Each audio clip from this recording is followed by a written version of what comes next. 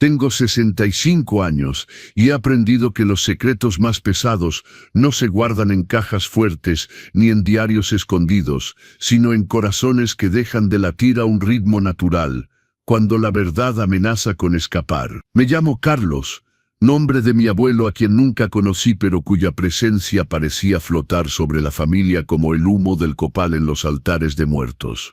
Y lo que voy a contar sucedió hace exactamente 6 meses, un jueves de marzo, cuando el cielo estaba tan despejado que parecía antinatural, como si Dios hubiera olvidado agregar nubes antes de colgar su obra. Mi hijo Miguel, de 38 años, y su esposa Gabriela, de 35, habían planeado un viaje a Cancún desde hace meses. No era una luna de miel tardía.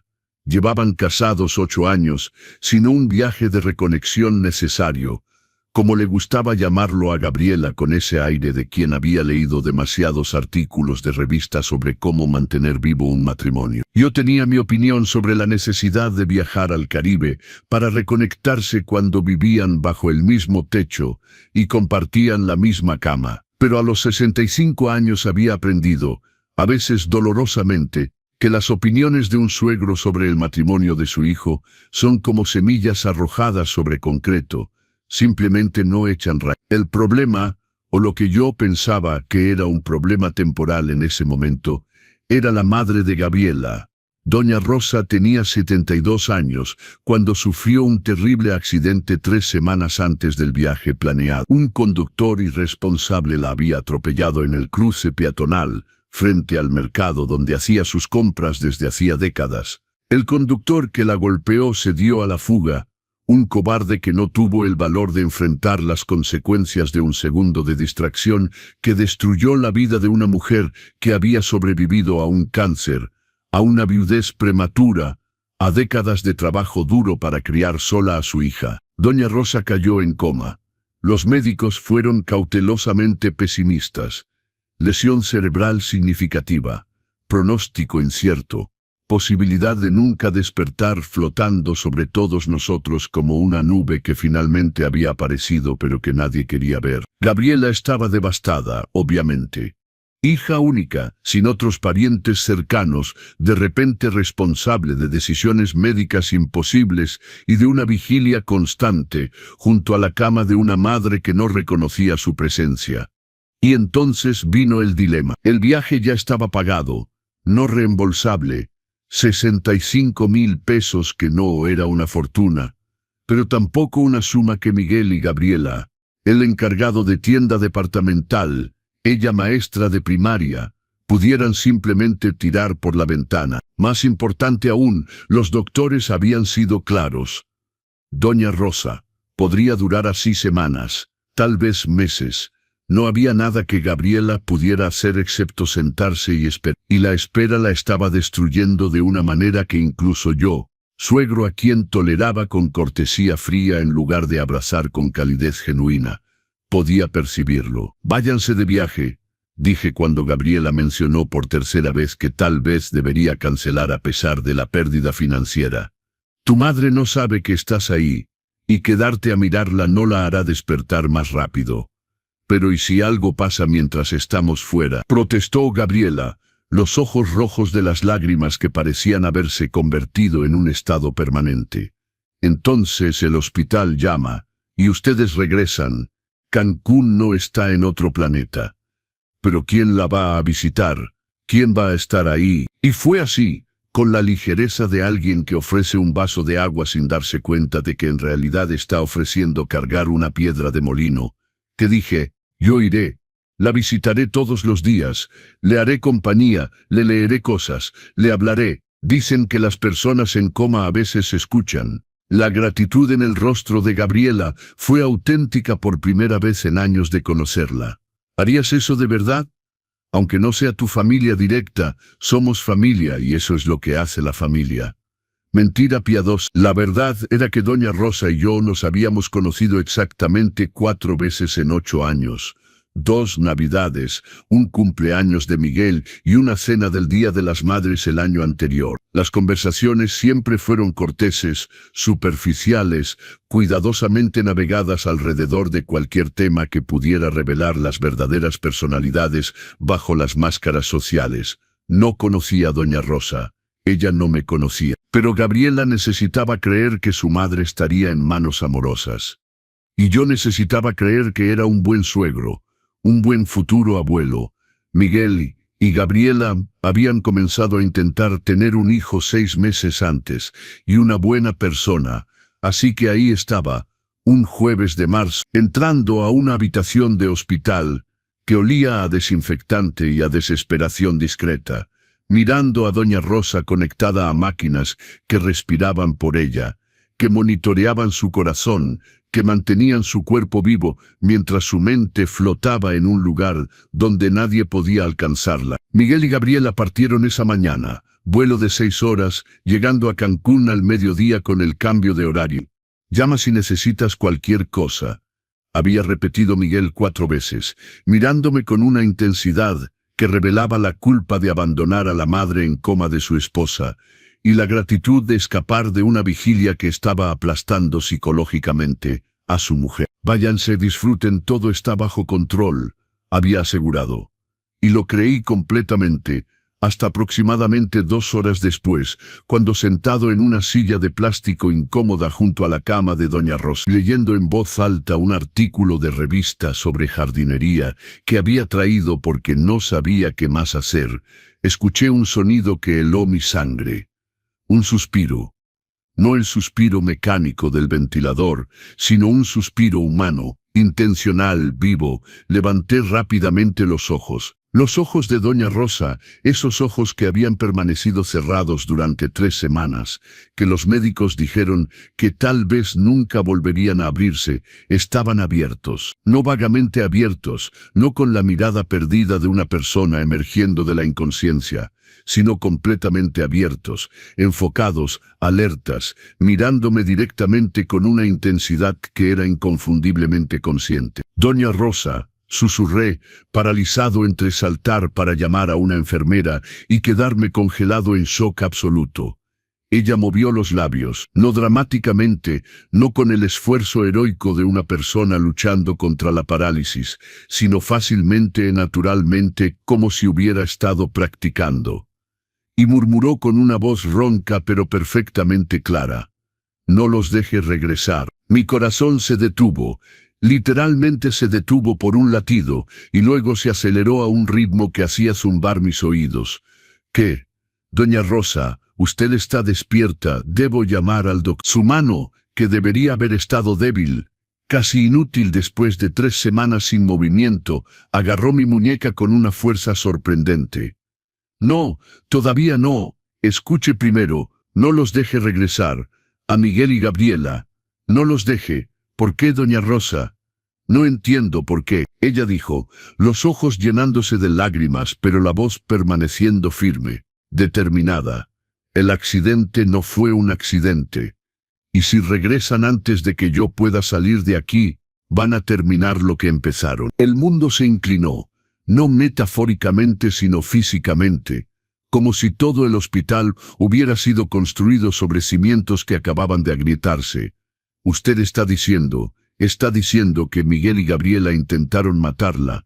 «No intentaron, lo hicieron, excepto que sobreviví». Y en ese momento, sentado en esa habitación de hospital, con una mujer que se suponía estaba en coma, pero que claramente, imposiblemente, pero innegablemente, estaba completamente consciente, me di cuenta de que el secreto que estaba a punto de cargar sería más pesado que cualquier cosa que hubiera cargado en 65 años de vida. Y que mi familia nunca volvería a ser la misma. Mi primera reacción no fue creerle. ¿Cómo podría? Miguel era mi hijo, el niño que había cargado. No, espera, que mi esposa Elena había cargado durante 9 meses, que habíamos criado a través de décadas de noches en vela, fiebres, miedos, pequeñas y grandes alegrías. Conocía cada una de sus expresiones desde bebé, cada mentira mal contada en la adolescencia, cada verdad dicha con ojos directos en la adultez. Y Gabriela, aunque nuestra relación era formalmente cordial en lugar de cálidamente cercana, nunca había mostrado un solo signo de violencia, crueldad o capacidad. ¿Para qué exactamente? Homicidio premeditado, dijo doña Rosa, forzando mi voz a sonar calmada, racional, como si estuviera hablando con una persona delirante, en lugar de un testigo de su propio intento de asesinato. Usted sufrió un trauma cerebral severo. Los doctores dijeron que puede haber confusión, recuerdos distorsionados, incluso alucinaciones cuando despierta. Debo llamar a alguien. Necesita un examen. No estoy confundida. La presión en mi muñeca se intensificó. Sus dedos eran sorprendentemente fuertes para alguien que debería estar completamente debilitada. Y no estoy delirando. Sé exactamente lo que pasó. Estaba cruzando la calle en el paso peatonal, como lo he hecho 1000 veces. Vi el carro acelerar en lugar de frenar. En los 3 últimos segundos antes de que me golpeara, vi el rostro de la conductora. Y Carlos, su voz se quebró aquí por primera vez. Era Gabriela. Mi hija estaba conduciendo, y Miguel estaba en el asiento del pasajero. La habitación giró, literalmente giró como si estuviera en un carrusel que alguien había comenzado a girar, sin advertencia. No, eso es, Gabriela dijo que estaba en el trabajo cuando el accidente ocurrió. Miguel estaba en la tienda, coartadas, horarios, testigos, mentiras cuidadosamente planeadas. Pero Carlos, los ojos no mienten en los últimos segundos antes de un impacto del que crees que te va a matar. Vi a mi hija mirarme directamente. Y no estaba llorando. No estaba en pánico. No estaba tratando de frenar. Estaba determinada. Y Miguel a su lado, sosteniendo su mano, animándola. Las últimas cosas que vi antes de que todo se volviera negro. La náusea subió, fuerte y repentina. ¿Por qué fingir estar en coma entonces? Si está consciente, ¿por qué no despertó antes? ¿Por qué no le dijo a los médicos, a la policía? Doña Rosa finalmente soltó mi muñeca, su mano cayendo sobre la sábana del hospital con el peso del agotamiento. Porque me desperté hace 5 días. No hace 3 semanas cuando debería haberlo hecho, sino hace 5 días. Y lo primero que escuché fue a Gabriela hablando con el doctor en el pasillo, haciendo preguntas sobre desconectar las máquinas, directivas anticipadas, calidad de vida. Estaba planeando matarme oficialmente, legalmente, terminar lo que el carro no logró hacer. Entonces fingió seguir en coma para sobrevivir, para tener tiempo de entender, de planear, de descubrir por qué. ¿Y Carlos? Ella giró ligeramente la cabeza, mirándome con una intensidad que hacía imposible dudar de su salud mental. Descubrí. Ella hizo una pausa. Hace 3 noches, después del horario de visita, cuando las enfermeras pensaban que estaba inconsciente, Gabriela regresó sola. Se sentó exactamente donde usted está ahora y me habló. O pensó que le hablaba a una madre en coma que nunca escucharía. ¿Qué dijo? Dijo que lo sentía, que no tuvo opción, que yo había descubierto su secreto con Miguel, un secreto que destruiría su matrimonio y su reputación, y que no podía dejarme revelarlo. Y luego, doña Rosa cerró brevemente los ojos como si reviviera el dolor. Dijo que el seguro de vida de $500,000 que tengo a su nombre finalmente compensaría décadas de ser una carga, una obligación, una madre que nunca supo cuándo dejar de entrometerse. $500,000, seguro de vida. Motivo clásico, brutal, devastador y común. ¿Qué secreto descubrió? Pregunté, mi voz apenas un susurro. Doña Rosa abrió los ojos, las lágrimas escapando finalmente. Miguel tiene otra familia, una esposa en Guadalajara con quien se casó hace 7 años, bigamia sin que ninguna de nosotras lo supiera. 2 hijos, un niño de 6 años, una niña de 4. Gabriela lo descubrió hace 6 meses. Decidió perdonar con la condición de que Miguel cortara todo contacto completamente. Y lo cortó. Pero yo descubrí hace 2 meses por accidente, cuando vi fotos en su teléfono viejo que estaba reparando y que había dejado en mi casa. Miguel, Mi hijo Miguel, bígamo, padre de niños que yo, abuelo, nunca había conocido, viviendo una doble vida tan elaboradamente mentirosa que ninguna de nosotras había sospechado. Lo confronté, continuó doña Rosa. Dije que debía decirle a Gabriela que no podía permitir un matrimonio construido sobre una mentira tan masiva. Y él suplicó, lloró, prometió que ya había terminado todo en Guadalajara. Pero Carlos, no le creí. Una madre conoce a su hijo. Y Gabriela, mi Gabriela conoce a su marido. Entonces, cuando ella descubrió que yo sabía, decidieron matarla antes de que lo dijera. Completé la oración que ella no podía terminar. Sí, y casi funcionó, excepto que sobreviví lo imposible. Los doctores no entienden cómo. Lo llaman milagro, pero creo que fue solo terquedad, una negativa a morir, sabiendo que ellos habrían ganado. El silencio cayó entre nosotros, pesado de implicaciones que mi mente luchaba aún por procesar completamente. ¿Qué quiere que haga?, pregunté finalmente. ¿Por qué decirme a mí? ¿Por qué no simplemente llamar a la enfermera ahora, a la policía? Porque necesito un aliado. ¿Y por qué usted? Ella vaciló, estudiando mi rostro. Usted también es padre. Entiende, ¿verdad? Esa protección irracional. Ese dolor de descubrir que su hijo no es quien pensaba que era. Gabriela es mi hija. Incluso ahora. Incluso sabiendo lo que hizo, una parte de mí la ama. Y me odio por eso. Comprendí completamente, porque incluso escuchando que Miguel había intentado matar a su suegra, incluso creyendo a doña Rosa, y extrañamente la creía, una parte de mí ya estaba buscando justificaciones, estaba bajo presión. Gabriela lo manipuló, fue un momento de locura.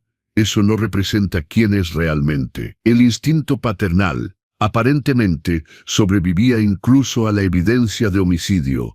Entonces, ¿cuál es el plan?, pregunté. Les doy 2 días. El doctor viene mañana en la mañana para la evaluación de rutina. Voy a despertar oficialmente en ese momento. Milagro médico. Recuperación inexplicable. Y usted, Carlos, estará ahí como testigo. Luego juntos confrontamos la verdad. Pero no con la policía todavía. ¿Por qué no? Porque quiero más que prisión. Quiero una confesión. Quiero escuchar a mi hija admitir lo que hizo. ¿Por qué? ¿Y si hay algo, cualquier cosa de remordimiento? ¿No quiere lo mismo de Miguel? La emoción que sentí fue demasiado compleja para nombrarla. Una combinación de horror, ira, dolor y sí, una parte oscura que raramente admitía que existía. Un deseo de venganza, de ver a mi hijo que me había mentido, no solo sobre la bigamia, sino sobre la naturaleza fundamental de su carácter, enfrentar completamente las consecuencias. ¿Qué necesita que haga de aquí a mañana? No diga a nadie que desperté. Actúe normalmente. Y Carlos, su voz se suavizó aquí. Prepárese. Porque lo que venga pasado mañana va a destruir a nuestras 2 familias de una manera que no puede revertirse. La última oportunidad de retroceder es ahora. Miré a la mujer acostada en la cama del hospital. Una mujer que debería estar muerta, pero que había sobrevivido por pura terquedad. Una mujer que era madre como yo era padre, y que entendía el amor complicado por hijos que no lo merecían. Y tomé una decisión que cambiaría todo. No voy a retroceder. La verdad debe ser expuesta. No importa el costo. Doña Rosa asintió, cerrando los ojos nuevamente. Entonces mañana comienza. Y que Dios nos perdone por lo que estamos a punto de desencadenar. Salí del hospital en un estado de shock automatizado, conduciendo a casa sin recuerdo consciente de las calles recorridas. Y cuando finalmente me senté en la sala vacía, el silencio era tan fuerte como gritos. Miguel había llamado desde Cancún, un mensaje de voz alegre sobre la playa, sobre el hermoso hotel, sobre la gratitud por el hecho de que yo me estaba ocupando de todo. Lo escuché 3 veces, buscando un signo de culpa, de miedo, de mentira. Solo encontré al hijo que siempre había conocido, o la versión de él que me había permitido ver. La noche fue la más larga de mi vida, y eso incluía la noche cuando Miguel nació después de 27 horas de labor para mi esposa. La noche cuando mi esposa Elena me dejó por un colega 20 años más joven, cuando Miguel tenía solo 12 años. Y la noche hace 3 años, cuando la mamografía regresó con un resultado sospechoso, que afortunadamente resultó ser una falsa alarma.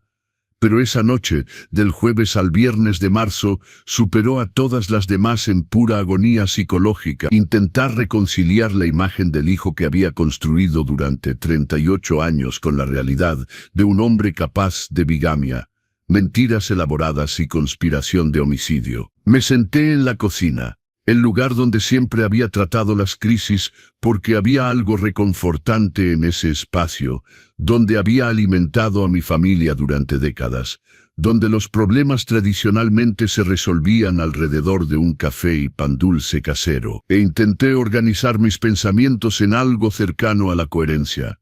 Los hechos que conocía con certeza. Doña Rosa estaba despierta, consciente e inequívocamente lúcida. No había confusión de trauma cerebral en sus ojos, no había desorientación en sus palabras. Estaba fingiendo estar en coma desde hace 5 días por miedo auténtico de que su hija terminara el trabajo de matarla. Los hechos que doña Rosa alegaba: Miguel tenía una segunda familia en Guadalajara. Ella lo había descubierto. Él y Gabriela habían decidido matarla antes de que expusiera la bigamia. El accidente de atropello y fuga fue un intento de homicidio deliberado. Pero había lagunas, preguntas que una mente racional, incluso bajo estrés emocional extremo, no podía ignorar. ¿Cómo exactamente Miguel había mantenido una familia secreta durante 7 años? Su trabajo era encargado de tienda departamental aquí en la Ciudad de México. Horario fijo, presencia verificable. ¿Cómo viajaba a Guadalajara con suficiente frecuencia para mantener una relación y criar 2 hijos sin que nadie lo notara? Y Gabriela se había descubierto hace 6 meses y decidido perdonar. ¿Por qué conspirar para matar a su suegra ahora? ¿Solo para proteger un secreto que ella misma ya conocía? A menos que hubiera más. Siempre había más. Siempre había más cuando los secretos eran revelados capas bajo capas, como una cebolla que hace llorar más mientras más se pela. A las 3 de la mañana, sin poder soportar más el silencio y la especulación, encendí la computadora y comencé a buscar. Miguel Hernández, nombre común, miles de resultados. Agregué Guadalajara a la búsqueda, luego familia, luego varias combinaciones de palabras clave, tratando de encontrar cualquier evidencia de una doble vida. Nada. O Miguel era meticulosamente cuidadoso con su vida privada digital, o la historia de doña Rosa tenía fallas. Pero entonces, casi por accidente, escribí Gabriela Martínez Hernández, el nombre marital de mi nuera, con Guadalajara, solo para ver, y encontré algo. Un mensaje en un foro de maestros de hace 3 años. Gabriela respondiendo preguntas sobre trabajar en 2 ciudades simultáneamente, diciendo que había considerado un puesto en Guadalajara, pero decidió quedarse en la Ciudad de México por razones familiares. Un puesto en Guadalajara, cuando Miguel ya tenía una familia ahí. Coincidencia. Gabriela investigando, descubriendo, confrontando. Continué buscando, cayendo en un agujero de conejo de redes sociales, registros públicos, cualquier fragmento digital que pudiera validar o refutar las alegaciones de doña Rosa. Y a las 4:30 de la mañana, encontré una fotografía. Un grupo de Facebook llamado Familias Guadalajara Parque Morelos, una publicación de hace 2 años, una foto de picnic comunitario. Y ahí, en la esquina superior derecha, ligeramente borroso pero inconfundiblemente reconocible, Miguel. Al lado de una mujer que no era Gabriela, sosteniendo a un niño pequeño, un niño de tal vez 4 años en ese momento, mientras una niña pequeña jugaba en el pasto cerca. El pie de foto de la publicación: Domingo maravilloso con las familias. Miguel, Lucía y los niños disfrutando del sol antes de volver a la rutina de la semana. Lucía, un nombre que nunca había escuchado, una mujer que nunca había visto, niños que nunca había conocido pero que eran biológicamente mis nietos. La náusea volvió, más fuerte que antes, porque la fotografía hacía las alegaciones de doña Rosa reales de una manera que las palabras no podían. Mi hijo había tenido una familia secreta durante años. Y yo, padre que pensaba conocerlo, nunca había sospechado. A las 6 de la mañana, cuando el sol comenzó finalmente a aclarar el cielo, aún reticente, el teléfono sonó. Miguel llamando desde Cancún. Papá, ¿cómo estuvo la primera noche? ¿Doña Rosa estable? Su voz sonaba normal, no culpable, no ansiosa, más allá de la preocupación apropiada de un yerno cuya suegra estaba en coma. Perfecta actuación de un hombre sin secreto devastador. Estable, respondí, forzando mi propia voz a sonar igualmente normal a pesar de que mis manos temblaban violentamente. Los doctores no han visto ningún cambio, pero dijeron que es común en comas prolongados. ¿Y tú, papá? ¿Estás aguantando? Sé que el hospital no es un lugar fácil para pasar tiempo. Estoy bien. Me concentro en hacerle compañía a doña Rosa, leerle cosas como prometí. Eres increíble, papá. En serio. Gabriela está tan agradecida. Dice que no sabe cómo agradecerte. Gabriela, la hija que había intentado matar a su propia madre por $500,000 y un secreto de bigamia. ¿Cómo va el viaje? Pregunté, cambiando de tema antes de que mi voz se quebrara y revelara todo. Magnífico. La playa es perfecta, el hotel es súper, pero honestamente, papá, es difícil relajarse completamente sabiendo que doña Rosa está así. Gabriela intenta disfrutar, pero veo la preocupación en ella. La preocupación de que la víctima despierte y exponga la conspiración, probablemente. Disfruten, para eso estoy aquí. ¿Cuándo regresan ya? Domingo, el vuelo llega a las 8 de la noche. Podemos pasar directo al hospital después si quieres descansar. 3 días. 3 días hasta que Miguel y Gabriela regresaran esperando encontrar a doña Rosa, todavía en coma. Todavía segura para eventualmente desconectar las máquinas y cobrar el seguro de vida. De acuerdo. Los veré el domingo entonces. Te amo, papá. Gracias por todo. Yo también te amo. Las palabras salieron automáticamente, pero por primera vez en 38 años me pregunté si eran verdad. Amaba a Miguel, el hijo que había criado, o amaba la idea de él, la versión editada que me había permitido ver mientras ocultaba al monstruo debajo. A las 9 de la mañana, regresé al hospital como acordé con doña Rosa. Entré a la habitación esperando encontrarla todavía fingiendo estar en coma para las enfermeras que entraban y salían. Pero estaba sola, los ojos abiertos, esperando. El doctor Ramírez viene a las 10, dijo sin preámbulo. Voy a despertar cuando esté aquí. Usted se queda como testigo. Y Carlos encontró algo durante la noche. Le mostré la fotografía de Facebook. Observé su rostro desmoronarse. No de sorpresa sino de confirmación dolorosa. Lucía Santos, dijo suavemente doña Rosa. Ese es su nombre. La conocí una vez sin saber quién era. Miguel me la presentó como colega de trabajo cuando nos cruzamos en un centro comercial hace 3 años. Estaba embarazada en ese momento, supongo que de la niña. Y yo, estúpida, creí la historia de la colega sin cuestionar. ¿Cómo mantuvo el secreto tanto tiempo? Viajes de negocios, supuestamente. Gabriela me contó esa noche, cuando pensó que no podía escuchar que Miguel inventaba conferencias, capacitaciones, visitas a proveedores. 2, 3 veces al mes viajaba por trabajo que en realidad eran fines de semana con su familia secreta. Lucía pensaba que estaba casada con él, tenía un certificado de matrimonio falsificado aparentemente. Y los niños, la escuela, los registros, las actas de nacimiento, todos a nombre de Lucía Santos, Miguel como padre, pero usando la dirección de Guadalajara en los documentos. Una vida completamente separada, meticulosamente mantenida hasta que encontré fotos que olvidó borrar. El silencio cayó mientras procesábamos la magnitud del engaño. Entonces doña Rosa preguntó, ¿va a quedarse cuando venga el doctor Ramírez? Cuando despierte oficialmente. Sí, pero doña Rosa, después de que despierte, ¿qué planea exactamente hacer?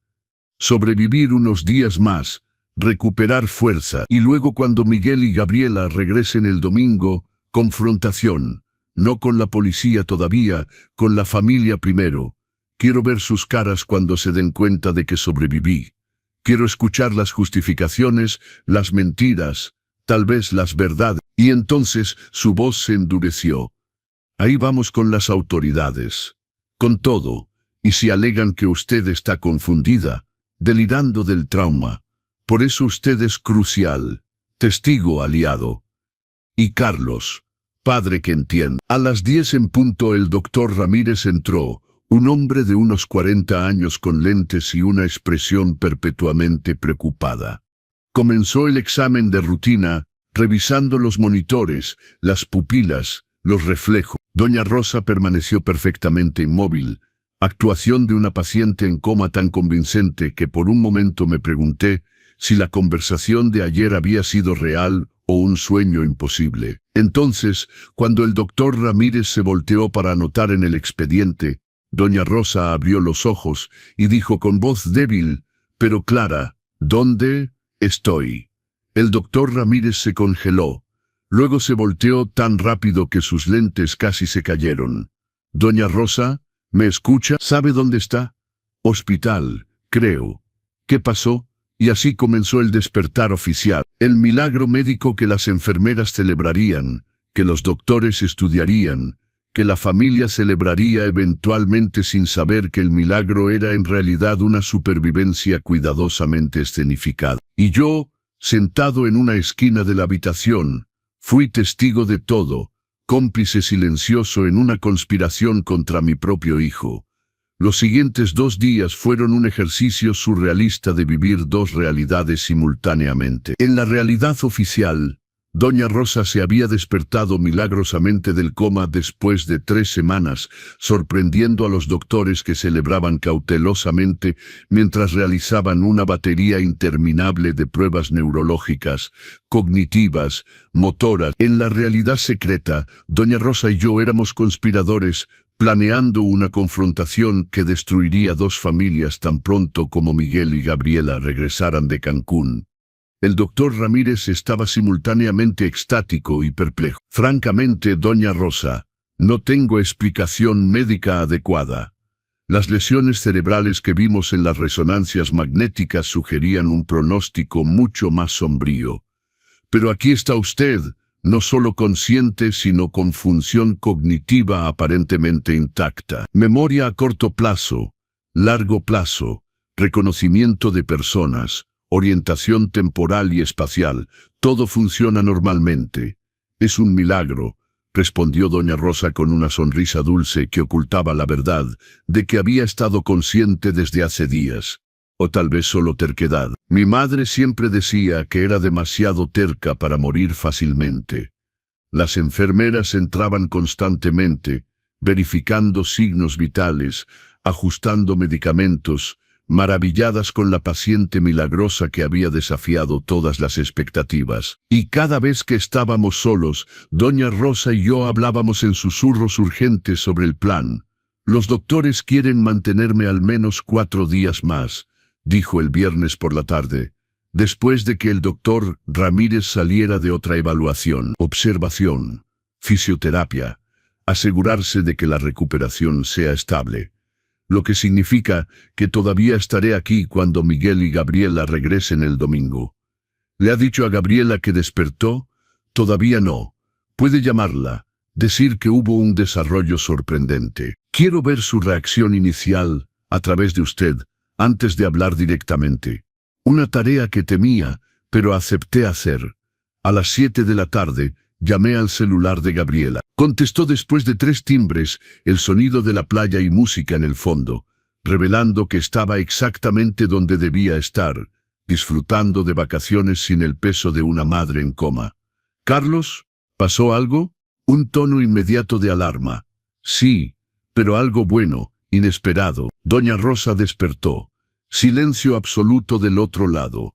Ni un estallido de sorpresa alegre, ni llanto de alivio, solo un silencio tenso, cargado.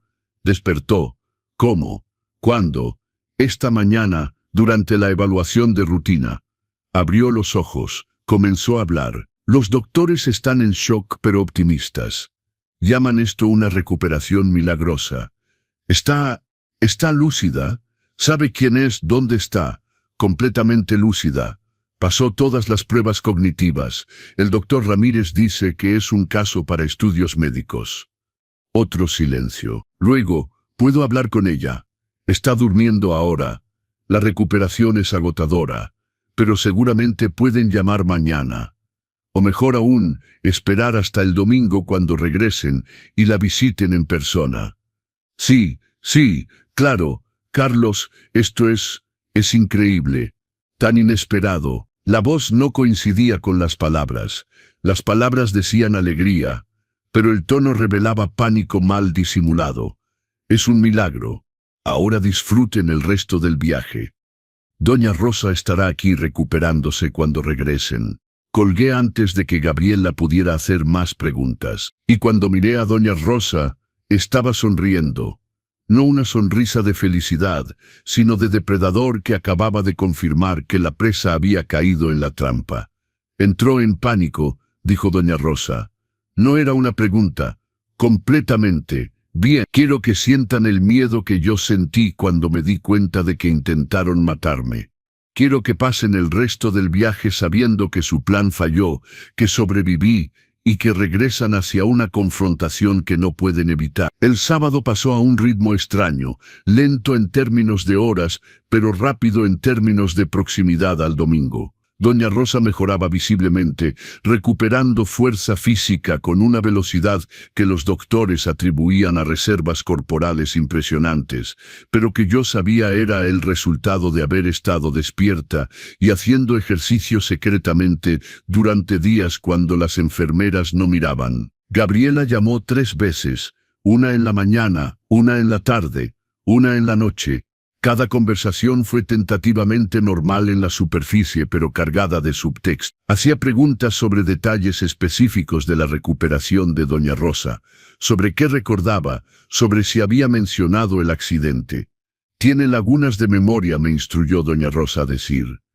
Recuerda cruzar la calle, luego solo despertar en el hospital, nada intermedio. Información que claramente alivió a Gabriela. Entonces no recuerda. No recuerda el impacto, el vehículo, no. Los doctores dicen que la amnesia del trauma es común. El cerebro protegiéndose de un recuerdo traumático. Gracias a Dios, murmuró Gabriela, y no sabía si la gratitud era auténtica porque su madre no cargara un recuerdo horrible, o alivio calculado de que la víctima no recordara a los perpetradores. El sábado por la noche, cuando el hospital se volvió silencioso excepto por los pitidos ocasionales de máquinas y pasos distantes de enfermeras en el pasillo, Doña Rosa y yo tuvimos una conversación que habíamos pospuesto. ¿Por qué hace esto?, preguntó ella de repente, mirándome con intensidad desconcertante. ¿Por qué me ayuda en lugar de proteger a Miguel? Es su hijo. El instinto debería ser defenderlo, no conspirar contra él. Una pregunta que me había hecho repetidamente desde el jueves. Honestamente, una parte de mí quiere exactamente eso. Quiere creer que hay una explicación, que Miguel fue forzado, manipulado, que no es realmente capaz de esto. Pero otra parte está cansada de las mentiras. Mi matrimonio terminó en mentiras. Elena diciendo que trabajaba tarde cuando estaba con un colega. Miguel creciendo en ese ambiente de engaño. Y aprendí demasiado tarde que el silencio cómplice es como veneno. Mata lentamente, pero mata completamente. Hice una pausa. Entonces, si Miguel hizo lo que usted alega, y las evidencias sugieren que lo hizo, no seré el padre que protege a su hijo a expensas de la verdad. Incluso si la verdad me destruye también. Doña Rosa asintió lentamente. Gracias por la honestidad. Y Carlos, sobre mañana, ¿qué va a pasar exactamente mañana? Miguel y Gabriela van a venir directo del aeropuerto, probablemente esperando encontrarme despierta, pero también esperando que la amnesia sea completa, que su historia esté segura, y vamos a dejarlos creer eso inicialmente. Y luego, después, cuando estén relajados, cuando las guardias estén bajadas, voy a mencionar casualmente algo sobre recuerdos extraños que regresan. ver cómo reaccionan. Y según la reacción, confrontación completa o confesión voluntaria si la conciencia de alguno de ellos todavía existe. Y si niegan todo, si mantienen la mentira hasta el final. Doña Rosa tomó su teléfono que le habían devuelto cuando despertó oficialmente. Abrió la aplicación de grabación, un archivo fechado hace 2 noches. La noche cuando Gabriela había visitado sola, pensando que su madre estaba en coma, y había confesado todo. Grabó. Supuse que podría venir un momento donde nadie me creería, donde alegaciones de confusión postraumática serían usadas para desacreditarme. Entonces sí, grabé. La confesión de mi hija admitiendo la conspiración de asesinato. ¿Es admisible en un tribunal? No lo sé. No soy abogada, pero soy una madre con evidencia de que su hija intentó matarla. Y eso, como mínimo, motiva una investigación policial apropiada. Salí del hospital a las 11 de la noche, regresando a la casa vacía que parecía llena de fantasmas de una vida familiar que nunca había existido realmente. Miguel, el niño que nunca había sido tan inocente como yo había creído. Elena, la esposa que nunca había sido tan fiel como yo había pretendido creer. Yo mismo, el hombre que nunca había sido tan sabio como pretendía ser. Dormía sueños fragmentados de Miguel en múltiples versiones, el niño sosteniendo mi mano, el adolescente mintiéndome sobre dónde había estado, el adulto con 2 familias, el criminal conspirando un homicidio, todas las versiones coexistiendo, todas reales, todas imposibles de reconciliar. El domingo amaneció con un cielo gris que correspondía perfectamente al humor. Miguel llamó a las 7 de la mañana. Papá, estamos abordando ahora. Llegamos a las 8 de la noche. Vamos directo del aeropuerto al hospital. ¿Cómo está doña Rosa hoy? Mejorando constantemente, impaciente por verlos a ti y a Gabriela. Y nosotros de verla. Carlos, en serio, no tenemos palabras para agradecerte lo que hiciste esta semana. Cuidarla, estar presente, significa todo, es lo que hace la familia.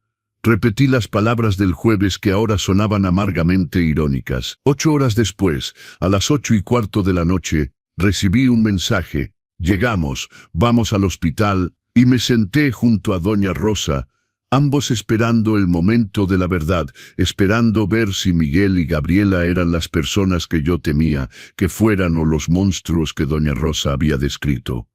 Cuando el golpe sonó en la puerta de la habitación, nuestras respiraciones se detuvieron, y la verdad, finalmente, estaba a punto de ser revelada. La puerta se abrió y mi hijo entró primero, maleta de viaje todavía en la mano como si hubiera venido corriendo directamente del aeropuerto sin siquiera detenerse a dejar el equipaje en casa. Gabriela estaba justo detrás, el cabello todavía con residuos de sal marina de la playa, el rostro bronceado por 5 días bajo el sol del Caribe. Ambos se veían exactamente como debían verse, una pareja preocupada regresando de emergencia para verificar el estado de una suegra que se había despertado milagrosamente del coma. Excepto por los ojos. Los ojos de Miguel barrieron la habitación en una evaluación rápida. Primero hacia doña Rosa en la cama, luego hacia los monitores, luego hacia mí, buscando qué. Confirmación de que la historia de recuperación era verdad, o fallas en la narración que pudiera explotar. Doña Rosa, Gabriela pasó adelante de Miguel, acercándose rápidamente a la cama con una actuación perfecta de hija aliviada.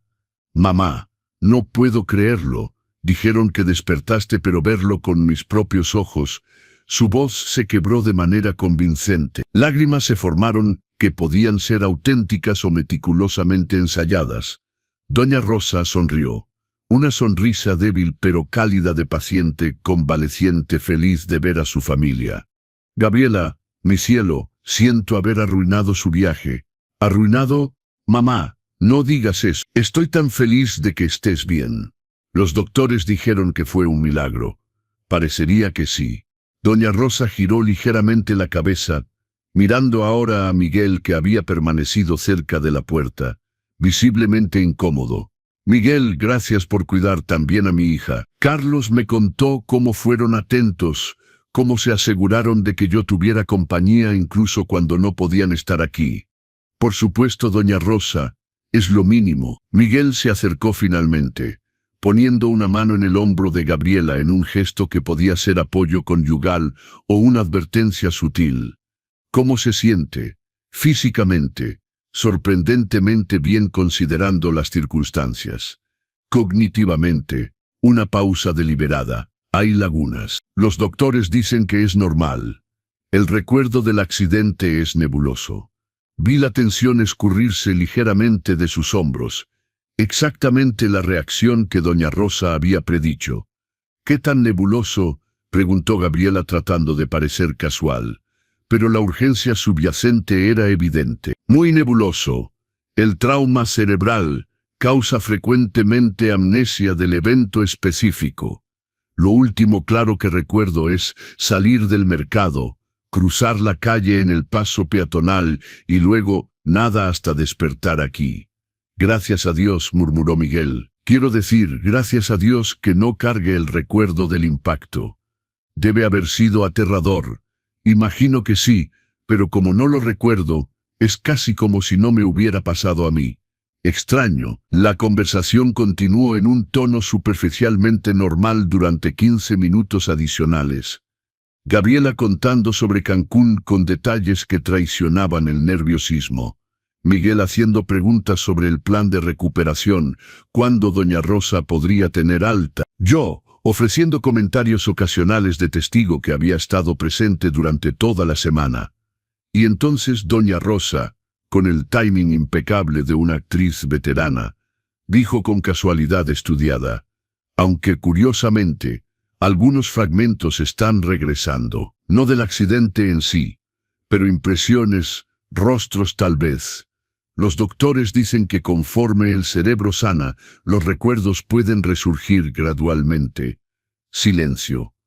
Miguel y Gabriela intercambiaron una mirada rápida, casi imperceptible pero inconfundiblemente cargada de significado. ¿Qué tipo de impresiones?, preguntó Gabriela, la voz cuidadosamente controlada. No lo sé todavía. Destellos, colores. El carro era rojo, creo, o tal vez azul. No puedo aclarar. Y los rostros son borrosos como mirar a través de un vidrio empañado. Pausa perfecta. Pero el doctor Ramírez dice que con el tiempo puede volverse más claro, o permanecer perdido definitivamente. No hay manera de predecir. Tal vez es mejor que permanezca perdido, dijo rápidamente Miguel. Quiero decir, ¿para qué cargar un trauma si no tienes que hacerlo? Supongo que tienes razón. Aunque una parte de mí quiere saber quién me hizo esto, ¿por qué no se detuvieron si fue realmente un accidente o dejó la oración suspendida, o qué? Gabriela estaba tensa ahora, las manos apretadas en puños blancos contra la sábana del hospital. ¿O qué, mamá? Nada, disculpa, la mente divaga todavía ocasionalmente. Los doctores dijeron que la concentración puede ser un desafío durante semanas. Pero la semilla estaba plantada. Miguel y Gabriela se fueron media hora después, alegando desfase horario y la necesidad de deshacer maletas, pero la tensión entre ellos era palpable. Los observé por la ventana mientras caminaban hacia el carro. Una discusión se desarrollaba claramente, gestos animados, expresiones tensas. Miguel sosteniendo el brazo de Gabriela de una manera que no parecía del todo gentil. «Funcionó», dijo doña Rosa tan pronto como estuvieron fuera del alcance auditivo. «Ahora tienen miedo. Se preguntan si la memoria va a regresar completamente, si voy a terminar recordándolos. Y el siguiente paso, esperamos. Dejamos que la paranoia trabaje en ellos. Luego en unos días, cuando piensen que el riesgo pasó, regresamos con la confrontación real». Pero doña Rosa había subestimado la desesperación o la imprudencia de Miguel y Gabriela. A las 2 de la mañana, fui despertado por una llamada del hospital. Una enfermera, la voz tensa. «Señor Carlos, hubo un incidente con doña Rosa. ¿Puede venir inmediatamente?» Mi corazón se hundió. ¿Qué tipo de incidente? La alarma de monitoreo se activó. Frecuencia cardíaca elevada peligrosamente. Y cuando las enfermeras entraron encontraron... Bueno, es mejor explicar en persona. pero está estable ahora. Conduje al hospital a una velocidad que probablemente era ilegal, la mente recorriendo posibilidades horribles.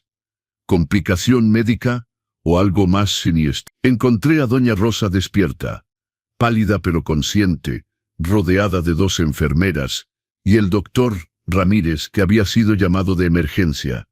¿Qué pasó?, pregunté entrando rápidamente. El doctor Ramírez se volteó, la expresión grave. Encontramos esto. Sostenía una bolsa de suero que había estado conectada al cuerpo de doña Rosa. La enfermera estaba cambiando la bolsa de rutina cuando notó que el sello estaba roto. No el sello del hospital, alguien lo había abierto y resellado. Mi sangre se congeló. Eso significa que alguien alteró la medicación de doña Rosa.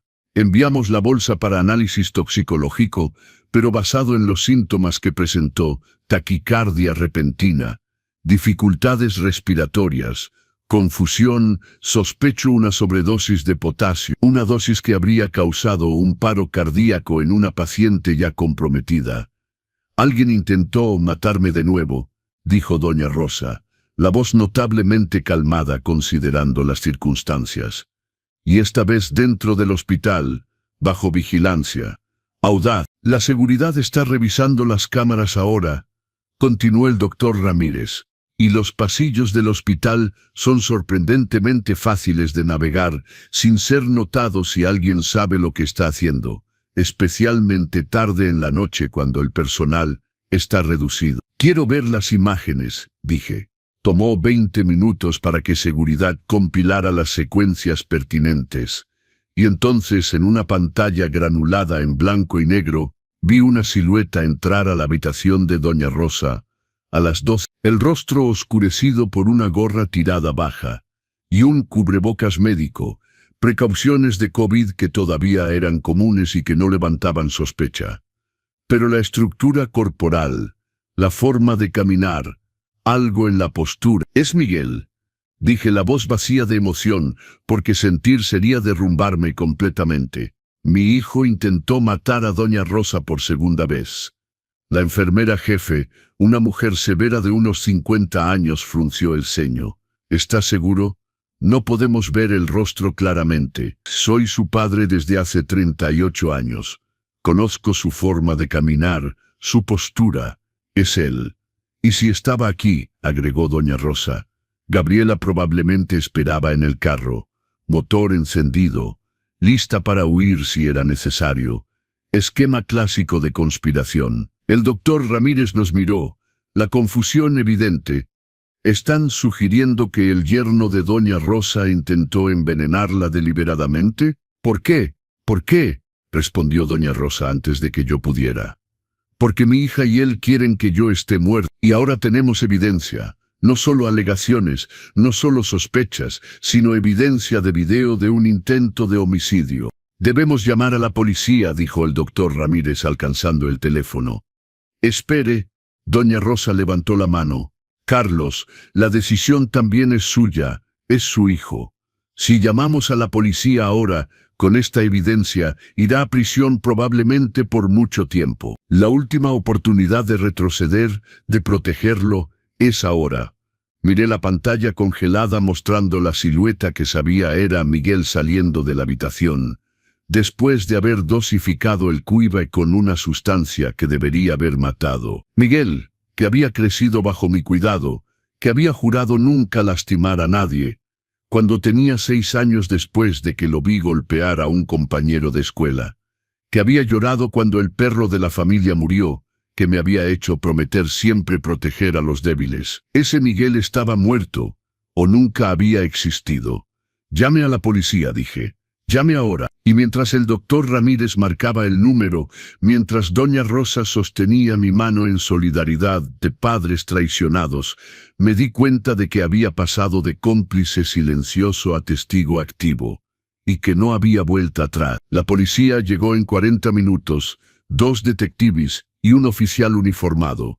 La detective principal, una mujer de unos 40 años llamada Carmen Silva, escuchó la historia completa con una expresión que oscilaba entre escepticismo y horror creciente. Cuando terminamos, Yo contando el accidente original y las sospechas de Doña Rosa. Doña Rosa revelando que se había despertado días antes oficialmente, y el doctor Ramírez presentando la evidencia del cuerpo alterado.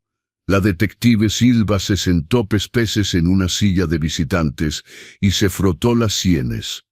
Déjenme ver si entendí correctamente, dijo finalmente. Doña Rosa, usted alega que su hija y yerno intentaron matarla por atropello hace 3 semanas. Fingió permanecer en coma durante 5 días después de despertar por miedo auténtico a un segundo intento. Y esta noche, alguien que usted cree es Miguel Hernández alteró la medicación intravenosa, con lo que el análisis toxicológico confirmará probablemente ser una dosis letal de potasio. Correcto, confirmó Doña Rosa. Y la evidencia para el intento de atropello original, mi recuerdo de ver a mi hija conducir y a mi yerno en el asiento del pasajero en el momento del impacto. Y la grabación de Gabriela confesando cuando pensó que no podía escuchar. Doña Rosa tomó su teléfono, abrió el archivo de audio. Escuchamos todos en silencio tenso, mientras la voz de Gabriela, inconfundiblemente ella, el timbre y la entonación imposibles de falsificar, narraba la conspiración. Mamá, lo siento. Descubrí el secreto sobre Miguel. No podía dejarte decirlo. El seguro de vida de $500,000 finalmente compensará décadas de ser una carga. Cuando la grabación terminó, la detective Silva silbó suavemente. Eso es, una confesión obtenida ilegalmente, porque no sabía que estaba siendo grabada, lo que complica la admisibilidad en tribunal. Pero definitivamente justifica una investigación completa. ¿Y las secuencias de seguridad de esta noche? Pregunté. Esas son legales.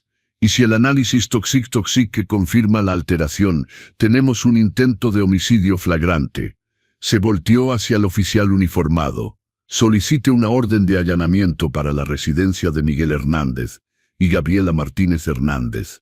También una orden de arresto preventiva para ambos por intento de homicidio. Quiero que esto se procese para mañana. Van a huir, dijo repentinamente Doña Rosa. Tan pronto como se den cuenta de que el intento falló de nuevo, que estoy viva y consciente mañana por la mañana, van a darse cuenta de que el juego terminó. Y van a huir. La detective Silva asintió pensativamente. Razón válida. Oficial Martínez. Aposté un patrullero para vigilar su residencia esta noche.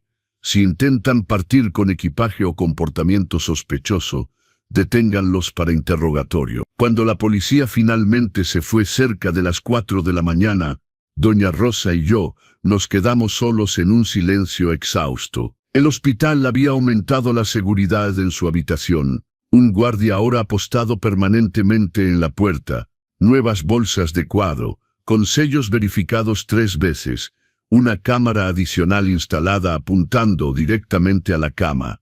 ¿Cómo se siente?, preguntó Doña Rosa rompiendo el silencio. No lo sé. Vacío, traicionado, más allá de las palabras. Aliviado de que finalmente esté siendo investigado. Todo simultáneamente. Arrepentimientos, consideré cuidadosamente. No. Arrepentir implicaría que hice la elección equivocada. Y exponer la verdad, por dolorosa que sea, nunca es la elección equivocada. Pero devastado, completamente. Carlos, dijo Doña Rosa suavemente, hay algo más que necesitas saber sobre Miguel. Sobre por qué realmente hizo esto. Algo en su tono hizo que mi estómago se apretara. Más allá de la bigamia y el seguro de vida, mucho más allá. Doña Rosa sacó un sobre de un cajón de la mesa de noche. El detective privado, que contraté 3 meses después de descubrir a Lucía. Quería conocer la extensión completa de las mentiras de Miguel antes de confrontarlo. Y descubrió, bueno, lea. Abrí el sobre con manos temblorosas. Dentro había un reporte detallado de 20 páginas. Comencé a leer, y con cada párrafo, el horror crecía. Miguel no era solo bígamo. Era un criminal de carrera. Según el detective Miguel tenía una tercera identidad en Monterrey.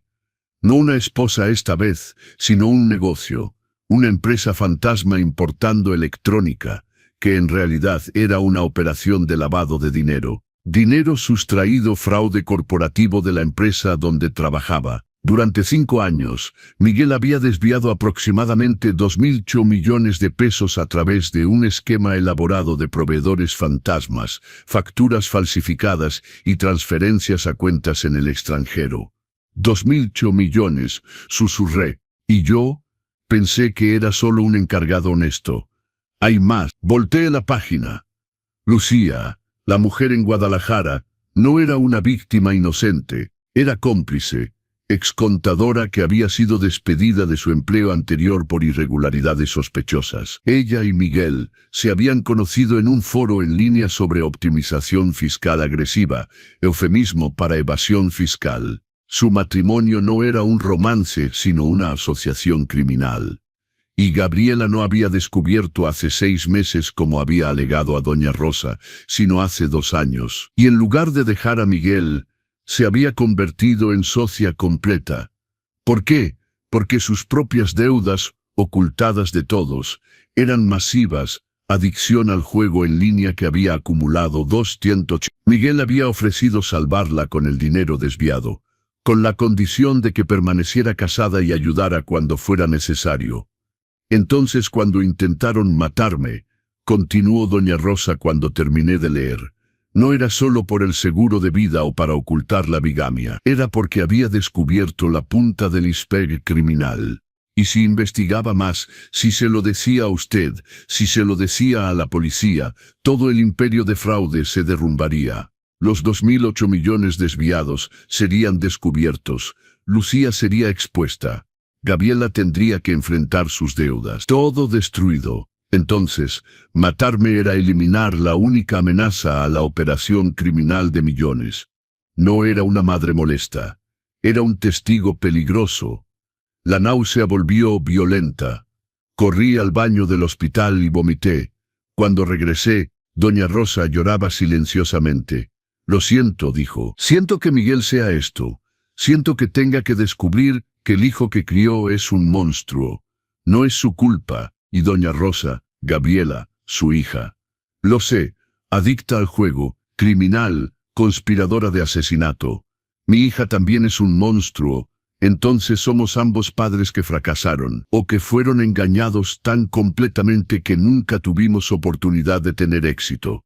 Nos sentamos juntos mientras el cielo se aclaraba lentamente con el amanecer del lunes. 2 padres de generaciones diferentes, unidos por la traición de hijos que no merecían el amor que habían recibido. A las 7 de la mañana, el oficial Martínez llamó a la detective Silva, reportando que Miguel y Gabriela habían salido de casa a las 6:30, con 2 maletas grandes, conduciendo en dirección a la autopista que llevaba al aeropuerto. A las 8:30, fueron interceptados y a las 9:00, estaban bajo custodia. La detective Silva llamó para confirmar. Tenemos a los 2. Miguel inicialmente intentó correr cuando vio los patrulleros, lo cual no ayudó a su caso. Gabriela se derrumbó inmediatamente, llorando histéricamente. Encontramos 45.000 pesos en efectivo en las maletas, pasaportes y boletos para un vuelo de Dian 30 a Panamá. ¿Han confesado? Todavía no. Ambos pidieron abogado, pero las evidencias son sustanciales. Las secuencias de Miguel alterando el cuervo, la confesión grabada de Gabriela, el reporte toxicológico que acaba de regresar confirmando potasio a dosis letal en la bolsa de suero. Y ahora intento de fuga con efectivo y pasaportes. La fiscalía está confiada en una condena. Cuando la llamada terminó, miré a doña Rosa. ¿Se acabó? Ahora comienza la parte más difícil, respondió. Los juicios, testificar contra nuestros propios hijos, los medios, la destrucción pública de las familias. Se acabó solo en el sentido de que la amenaza física fue neutralizada. Pero el trauma emocional va a durar el resto de nuestras vidas. Los días que siguieron al arresto fueron un torbellino de procedimientos legales. Entrevistas mediáticas que intenté evitar pero que me encontraron, de todas formas. Y el silencio ensordecedor de una casa que de repente parecía enorme y vacía, aunque siempre había sido solo yo viviendo ahí. Miguel estaba en prisión preventiva esperando fianza, que su abogado, Maestro Mario Campos, criminalista caro, que presumiblemente era pagado con el dinero desviado, intentaba obtener. Gabriela también detenida, pero en una instalación separada porque la fiscalía argumentaba que los conspiradores podrían coordinar sus historias si eran mantenidos juntos. No había visitado, no podía. La idea de sentarme frente a un vidrio divisorio, tomar el teléfono institucional y mirar el rostro de mi hijo que había intentado asesinar a su suegra, 2 veces era más de lo que podía procesar emocionalmente. Pero Miguel había llamado 3 veces, llamadas de prisión que debían primero ser aceptadas, una grabación automática advirtiendo que esta llamada está siendo monitoreada y grabada.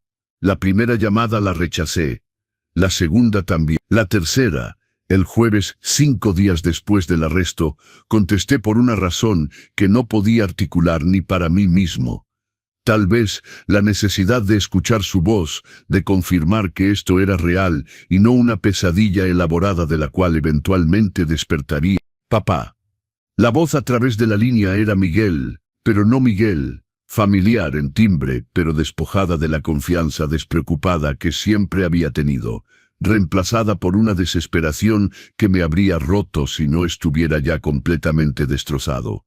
Estoy aquí. Las palabras salieron planas, sin emoción, porque sentir sería derrumbarme completamente. Papá, ni siquiera sé por dónde empezar. Sé que no me crees, sé que las evidencias parecen condenatorias, pero no era lo que piensas.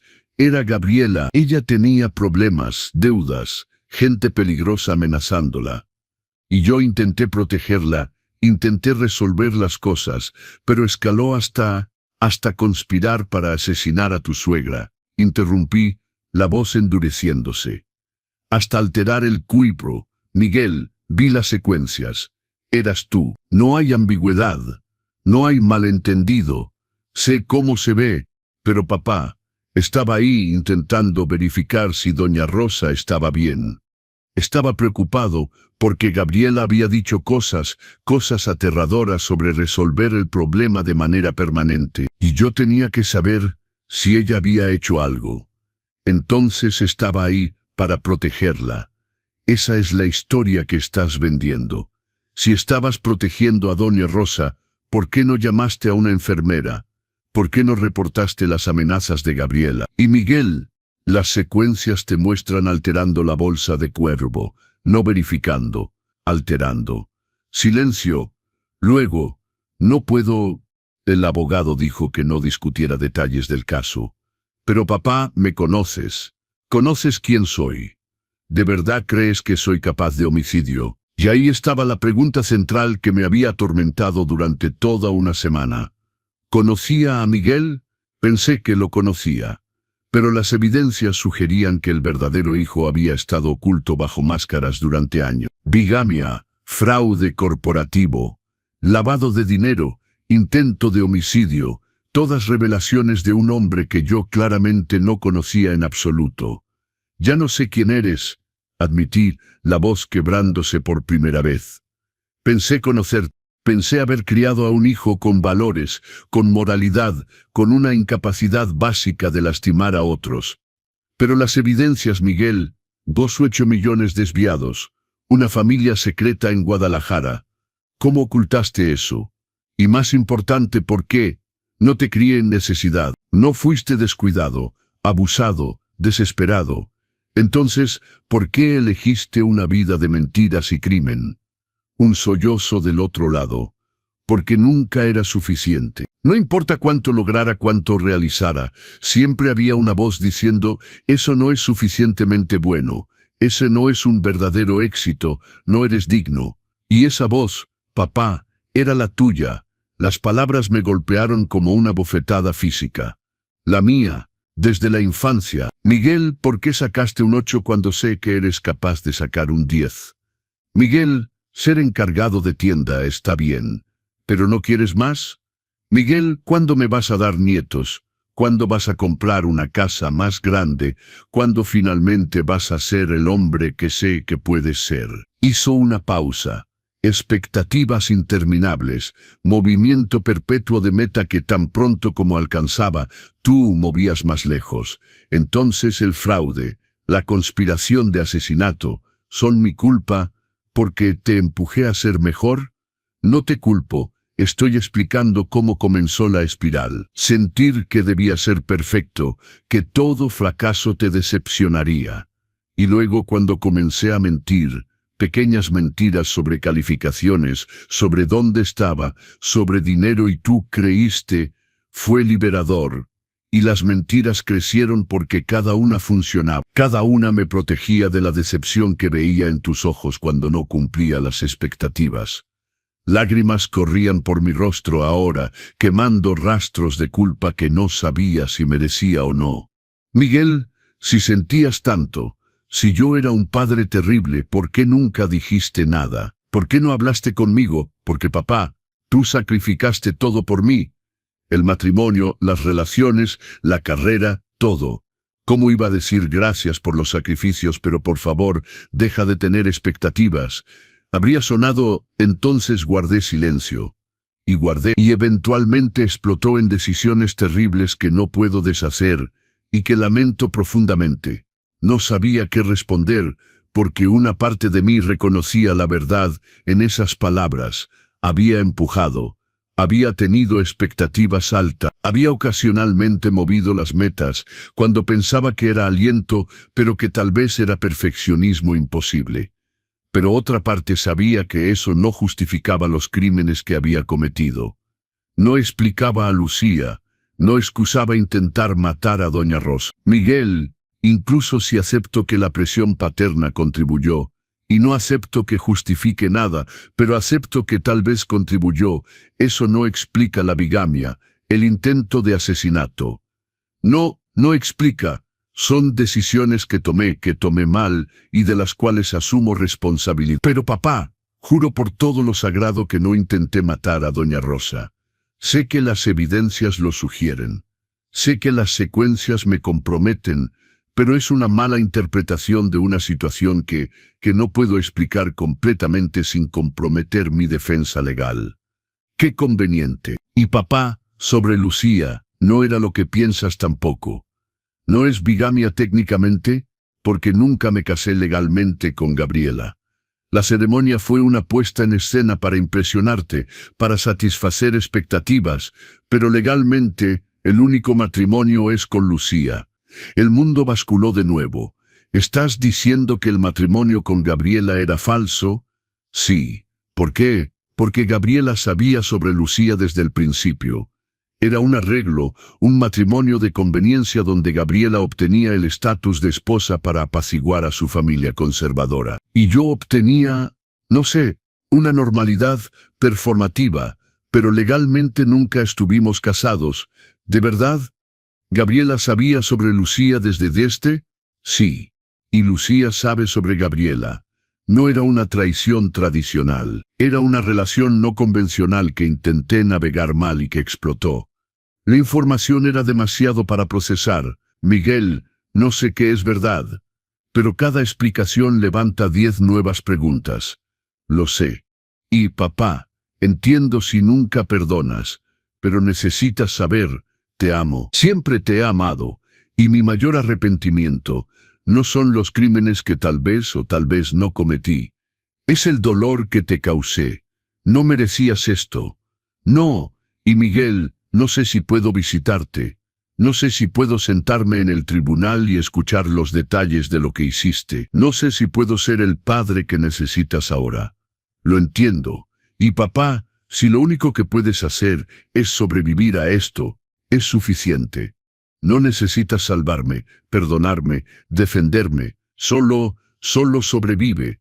La llamada se desconectó, el tiempo automático agotado, y me quedé sosteniendo el teléfono, escuchando el tono de desconexión, intentando reconciliar al hijo que acababa de escuchar con el monstruo que las evidencias describían. Doña Rosa tuvo su alta el sábado, 9 días después de despertar oficialmente, físicamente recuperada milagrosamente rápido, emocionalmente destruida de una manera que los doctores no podían tratar, Fui a recogerla. Condujimos en silencio hacia su casa, la casa donde Gabriela había crecido, donde fotografías de una infancia feliz cubrían las paredes en cruel contraste con el presente. ¿Va a quedarse aquí sola?, pregunté cuando me estacioné. ¿A dónde más iría? Es mi casa. No voy a dejar que los crímenes de Gabriela me expulsen. ¿Quiere que me quede al menos esta noche? No, pero gracias, Carlos. Hizo una pausa. El juicio comienza en 6 semanas. La fiscalía quiere que ambos testifiquemos. ¿Va a hacerlo? No lo sé. Miguel me llamó. Dijo cosas que complican la narrativa. Le conté la conversación, la alegación de presión paterna, de matrimonio falso con Gabriela, de relaciones no convencionales que no eran técnicamente bigamia. Doña Rosa escuchó sin interrumpir. ¿Le cree? No sé qué creer. Una parte suena como manipulación clásica de un criminal atrapado. Pero otra parte resuena como una verdad que no quiero enfrentar sobre mis propios fracasos. Carlos, escuche con cuidado. No lo deje voltear la culpa hacia usted. Sí, los padres cometemos errores, pero los hijos adultos toman decisiones. Y Miguel eligió crímenes, eligió mentiras, eligió, si las evidencias son correctas, intento de asesinato. No le permita redirigir la responsabilidad. Pero ¿y si contribuye? ¿Y si la presión que puse plantó las semillas? Entonces usted plantó las semillas. Pero Miguel las regó, las cultivó, las cosechó. La causa no es una excusa. ¿Entiende eso? Quería entender. Quería abrazar la claridad de una culpa simple, pero la vida estaba descubriendo a los 65 años. Raramente ofrecía claridad. Solo innumerables matices de gris. Las 6 semanas hasta el juicio pasaron a una velocidad extraña. Los días arrastrándose interminablemente, pero las semanas volando. Pasé el tiempo en un limbo emocional, flotando entre la ira por la traición de Miguel, la culpa por una posible contribución a través de presión paterna, y el dolor puro de perder a un hijo de una manera más definitiva que la muerte. Porque al menos con la muerte, los recuerdos permanecen intactos, el amor no contaminado. Pero con la revelación de crímenes, cada recuerdo venía ahora con un asterisco. Cada te amo dicho durante 38 años era cuestionable en su autenticidad. La fiscalía, maestra Elena Andrade, una mujer de 50 años con reputación de implacable en casos de crímenes familiares, me reuní conmigo 3 veces para preparar el testimonio. La primera reunión fue una evaluación. ¿Qué sabía? ¿Cuándo había descubierto? ¿Qué evidencia tenía? La segunda fue un ensayo. Cómo responder a preguntas de la defensa que inevitablemente intentaría pintarme como un padre vengativo exagerando la situación. La tercera fue apoyo emocional disfrazado de preparación legal. Señor Carlos, dijo la maestra Andrade, entiendo que testificar contra su hijo es inimaginablemente difícil, pero la verdad importa. La justicia para doña Rosa importa. Y la protección de la sociedad contra criminales violentos importa. Miguel no es violento. Protesté automáticamente. Luego me detuve, porque el intento de asesinato por envenenamiento era violento, incluso si ejecutado silenciosamente en el hospital, en lugar de ruidosamente con un on. Es decir, no ha sido violento tradicionalmente, pero supongo que eso ya no importa. La violencia no requiere confrontación física, explicó gentilmente la maestra Elena. Requiere la intención de causar daño fatal, y las evidencias sugieren claramente que Miguel tenía esa intención. Asintió. La defensa va a argumentar que estaba investigando, no alterando, que estaba preocupado por la seguridad de doña Rosa, después de que Gabriela hiciera amenazas, y nosotros contraargumentaremos con el análisis médico, mostrando que el potasio encontrado en la bolsa de Quartz coincide exactamente con la muestra encontrada en un cajón de la casa de Miguel durante el allanamiento, mostrando que tenía acceso, medio y motivo. Y señor Carlos, la grabación de Gabriela es devastadora. Confesión de conspiración, mención del seguro de vida, todo grabado en su propia voz, pero obtenido ilegalmente. La defensa intentará suprimirlo. Intentará, pero el juez probablemente permitirá bajo la excepción de seguridad pública. Cuando la evidencia previene daño futuro, la admisibilidad se amplía. Doña Rosa y yo hablábamos diariamente.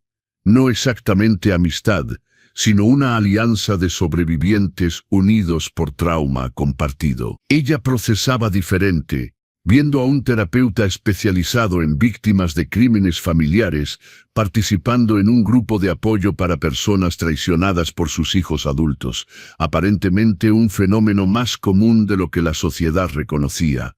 Y sorprendentemente, estaba escribiendo. Memorias lo llamó. Un intento de organizar mi vida en una narrativa coherente antes del caos de la revelación de Gabriela. Y luego procesar cómo la misma persona que amé incondicionalmente se convirtió en alguien capaz de querer asesinarme. El juicio estaba por comenzar, y todo lo que habíamos vivido, las revelaciones, las traiciones, el dolor estaba a punto de volverse público. El juicio comenzó un lunes caluroso de mayo. La sala del tribunal repleta de medios, de familiares de Doña Rosa que no conocía pero que habían emergido al escuchar del caso sensacional, y de curiosos que aparentemente no tenían nada mejor que hacer. Miguel y Gabriela entraron por separado. Él primero, en un traje oscuro que el abogado había proporcionado para parecer respetable, ella después, en un vestido conservador azul marino. Ambos intentando proyectar una inocencia que no correspondía a las acusaciones que enfrentaban. Cuando los ojos de Miguel encontraron los míos, intentó sonreír. Pequeño, triste, lleno de esperanza. No lo devolví, solo desvié la mirada y me concentré en mis manos, temblando ligeramente sobre mis rodillas. El jurado fue seleccionado durante 2 días agotadores. 12 ciudadanos que decidirían el destino de mi hijo y de la mujer, que había actuado el papel de nuera durante 8 años, pero que nunca había estado legalmente casada con él. 7 mujeres, 5 hombres, edades variando de 28 a 67 años, éticamente diversos, profesionalmente variados, de una maestra a un ingeniero a un jubilado. Las personas que decidirían si Miguel pasaría décadas en prisión. Los alegatos de apertura fueron el miércoles. La maestra Elena fue primero, caminando con confianza hacia el jurado. Damas y caballeros, este caso trata sobre traición de la manera más profunda. Doña Rosa Martínez, madre amorosa que crió sola a su hija después de la muerte prematura de su esposo, fue atropellada deliberadamente en marzo por esa hija.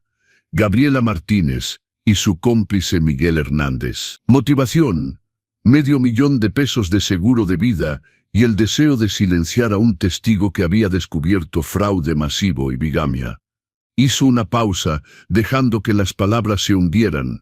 Cuando el atropello no mató a Doña Rosa, los conspiradores intentaron de nuevo. Esta vez por envenenamiento en el hospital donde estaba vulnerable, conectada a máquinas, confiando en el equipo médico para mantenerla segura. Miguel Hernández, capturado en secuencias de seguridad, alteró la medicación intravenosa con una dosis letal de potasio. Si no hubiera sido por una enfermera vigilante, Doña Rosa estaría muerta. Durante este juicio, presentaremos evidencia irrefutable. La grabación de la confesión de Gabriela, admitiendo la conspiración, las secuencias de Miguel cometiendo el intento de homicidio, el análisis toxicológico confirmando el envenenamiento, y el testimonio de la víctima que sobrevivió a lo imposible. Les pedimos que consideren a los acusados culpables de conspiración para cometer homicidio calificado y de intento de homicidio. Gracias. La defensa estaba dividida. Miguel representado por el maestro Mario Campos, Gabriela por la maestra Beatriz Melot. Ambos abogados experimentados con estrategias claramente diferentes. El maestro Mario fue primero. Damas y caballeros, Miguel Hernández no es un asesino. Es un hombre con una vida complicada, sí. Decisiones cuestionables, absolutamente. Pero conspirador de asesinato. Las evidencias no lo soportan. Las secuencias que la fiscalía presenta muestran a Miguel en el hospital, pero el contexto importa.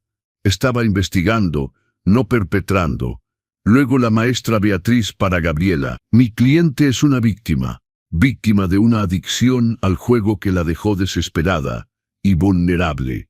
Víctima de la manipulación de Miguel, que la forzó a participar en esquemas que la horrorizaban. Y sí, la grabación existe donde parece confesar. Pero escuchen el contexto completo, no solo los fragmentos seleccionados por la fiscalía. Gabriela estaba bajo estrés extremo cuando habló.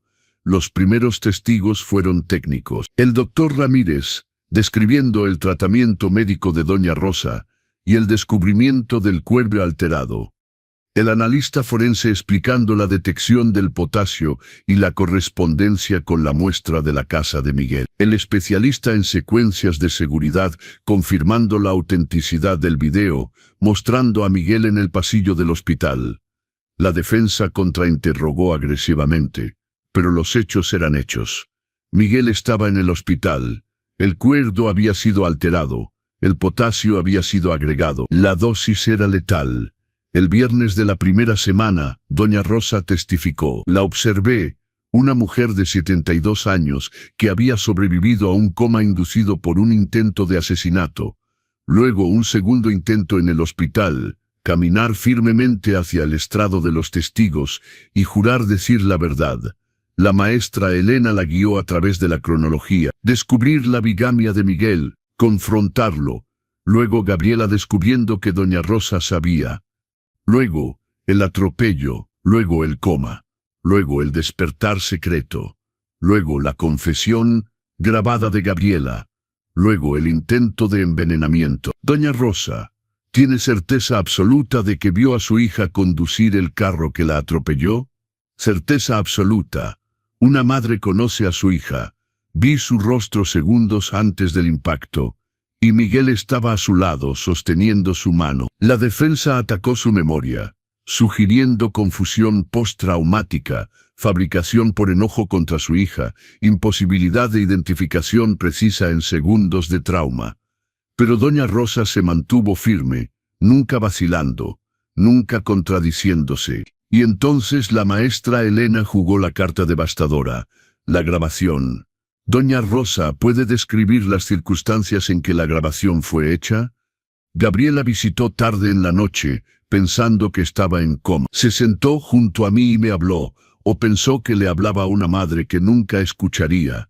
Confesó la conspiración, mencionó el seguro de vida, expresó un arrepentimiento frío sobre décadas de ser una carga.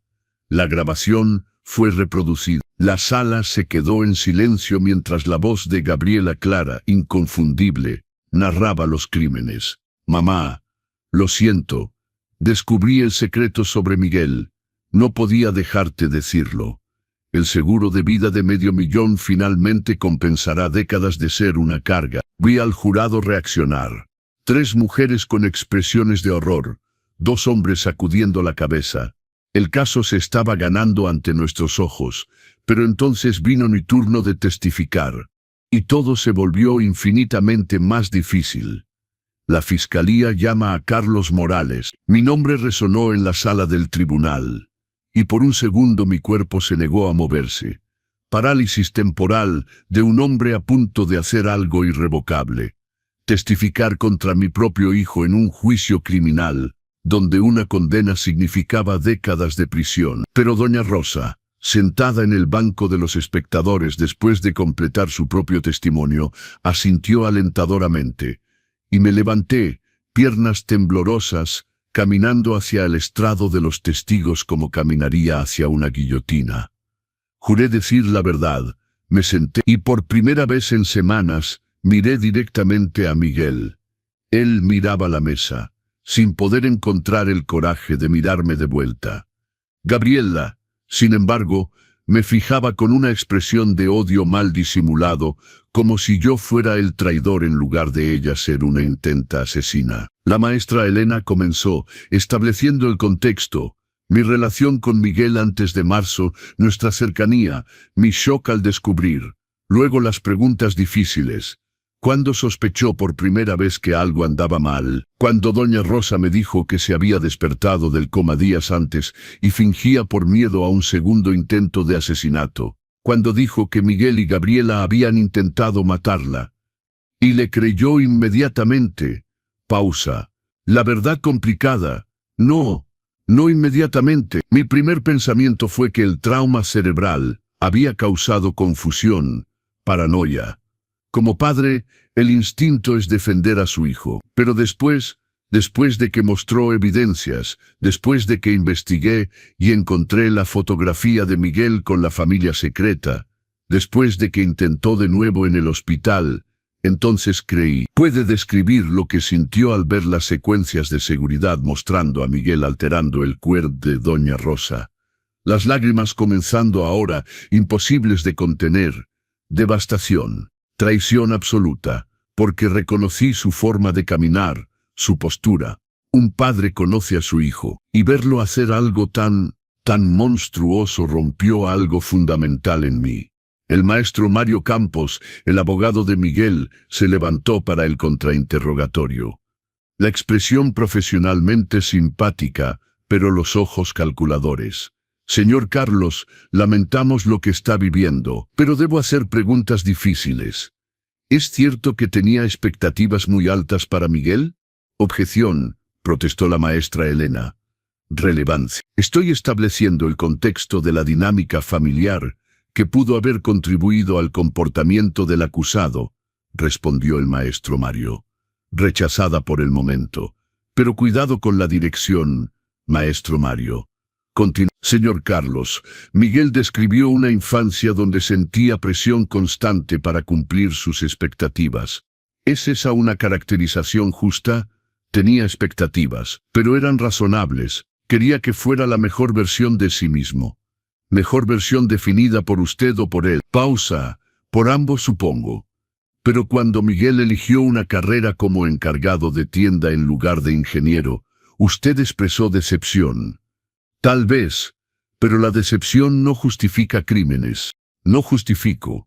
Contextualizo. Porque Miguel alega que la espiral de mentiras, pequeñas mentiras inicialmente creciendo con el tiempo, comenzó como mecanismo de defensa contra decepción paterna constante. Objeción. El abogado está testificando. Sostenida. Reformule maestro Mario. Señor Carlos, ¿es posible que la presión que puso, incluso no intencionalmente, contribuyó a las decisiones cuestionables de Miguel? La pregunta que me había atormentado durante semanas. Es posible, pero posible no es probable. Y contribución no es causa. Millones de padres empujan a sus hijos. No se vuelven criminales, pero algunos sí. Y cuando lo hacen, ¿no tenemos la obligación de examinar el contexto familiar? Tenemos la obligación de examinar todo. Pero maestro Mario, el contexto no es excusa. Miguel es un adulto de... Las decisiones son suyas. El contrainterrogatorio continuó, pero había establecido mi posición. Sí, tal vez contribuí a un ambiente de presión, pero eso no absolvía a Miguel de responsabilidad por conspiración de homicidio. Cuando finalmente bajé del estrado, estaba física y emocionalmente exhausto. Doña Rosa me abrazó en el pasillo durante el receso. Lo hizo bien. Sé que fue agonizante. Hicieron que pareciera que yo era culpable, que había creado un monstruo a través de presión. Hicieron su trabajo, pero el jurado es inteligente. Verán a través de las tácticas de la defensa. Los testimonios finales fueron devastadores. Lucía, la esposa legal de Miguel en Guadalajara, testificando por videoconferencia que Miguel tenía 2 familias, que ella no sabía sobre Gabriela hasta hace 6 meses. Y una experta en adicción al juego y coerción explicando cómo las personas desesperadas toman decisiones terribles. Los alegatos finales fueron poderosos. La maestra Elena conectando las evidencias en una narrativa cohesiva de conspiración y doble intento de homicidio. El maestro Mario argumentando duda razonable. Contexto familiar complicado. La maestra Beatriz pintando a Gabriela como víctima de adicción y manipulación de Miguel. El jurado deliberó durante 3 días. 3 días donde doña Rosa y yo esperamos en silencio ansioso, bebiendo mal café, contemplando la posibilidad de que los conspiradores pudieran salir libres. El jueves por la tarde, El veredicto llegó. La sala del tribunal se llenó rápidamente. Miguel y Gabriela fueron traídos. El jurado entró. El presidente del jurado, un hombre de 50 años, profesor de preparatoria, se levantó con un papel temblando ligeramente. Nosotros, el jurado, consideramos al acusado Miguel Hernández culpable de intento de homicidio e inocente de conspiración para cometer homicidio en el atropello original. Semi-veredicto. Culpable de intentar matar a doña Rosa en el hospital, pero no del atropello, significando que creían que su participación había comenzado después, no que había planeado el original. Nosotros consideramos a la acusada Gabriela Martínez Hernández culpable de conspiración para cometer homicidio y de intento de homicidio, culpable completamente. Gabriela se derrumbó, sollozando ruidosamente. Miguel cerró los ojos, aceptando el destino. La sentencia sería en 3 semanas, pero los veredictos significaban: Miguel enfrentaría de 10 a 15 años, Gabriela de 15 a 25 años. Cuando la sala se vació, me quedé solo en un banco, procesando. Miguel me miró una última vez antes de ser llevado, y murmuró a través de la distancia: «Lo siento, papá». No respondí, porque algunas traiciones son demasiado grandes para las palabras. 3 meses han pasado desde la sentencia. Miguel recibió 12 años, elegible para libertad condicional, después de 8 si su comportamiento es ejemplar. Gabriela recibió 20 años, mínimo de 15 antes de posibilidad de libertad condicional. Ambos fueron transferidos a instituciones de seguridad media. Miguel al centro penitenciario de Santa Marta, Acatitla. Gabriela al Centro de Readaptación Femenil de Tepepán, separados por 30 kilómetros, pero universos en términos de cómo procesar los crímenes cometidos. Durante estos 3 meses, he visitado a Miguel 2 veces. La primera visita fue un mes después de la sentencia, motivada no por perdón, sino por necesidad de entender, de mirar en sus ojos y preguntar por qué, de una manera que el tribunal formal no había permitido. La segunda visita fue la semana pasada, impulsada por una carta de 5 páginas manuscritas en una escritura que reconocía de haberlo ayudado con tareas décadas atrás. Ahora temblorosa, ligeramente de vulnerabilidad o miedo, o ambos. La carta comenzaba: «Papá, estoy en terapia obligatoria de prisión, 2 veces por semana. Sesión de grupo donde criminales condenados confrontan sus decisiones». Y el terapeuta, Dr. Fernando, un hombre de 60 años que probablemente ha escuchado 1000 versiones de «No fue mi culpa», hizo una pregunta que no puedo dejar de pensar: ¿cuál fue el momento exacto donde pasaste de humano imperfecto a criminal? Y podrías haberte detenido antes. Y me di cuenta, no fue un momento. Fueron 1000 pequeños momentos donde elegí la mentira sobre la verdad, la conveniencia sobre la integridad, la ganancia personal sobre el bien de otros. Y sí, pude haberme detenido cada vez, pero no lo hice porque cada mentira exitosa hacía la siguiente más fácil hasta que ya no era una elección, sino un patrón. No pido perdón, no lo merezco, pero pido que consideres la posibilidad de que a pesar de todo, el amor que tenía por ti era distorsionado por las mentiras, contaminado por los crímenes, pero real. Y que mi mayor arrepentimiento no es la prisión, sino el hecho de que nunca conociste al verdadero hijo, solo las máscaras que usé. Entonces, si algún día sientes que puedes intentar de nuevo, no la relación perfecta de padre e hijo que teníamos porque esa está muerta, definitivamente, pero tal vez algo nuevo, construido hoy de honestidad en lugar de actuación, estaré agradecido. Si no, entiendo. 8 años es mucho tiempo para esperar algo que tal vez nunca llegue. Con arrepentimiento profundo y amor imperfecto, Miguel. La carta me hizo llorar durante 1 hora. Luego, después de 3 días de deliberación, decidí visitar de nuevo. Esta vez Miguel era diferente, menos defensivo, más presente, como si finalmente hubiera dejado de actuar y comenzado simplemente a existir. ¿Leíste la carta?, preguntó. Leí, muchas veces. Y Miguel, tengo algo que decir. Algo que debí decir hace décadas, pero tenía demasiado miedo. Hice una pausa. Que lo siento por la presión, por las expectativas imposibles, por hacerte sentir que el amor era condicional al logro. Eso no justifica tus decisiones, nada lo hace.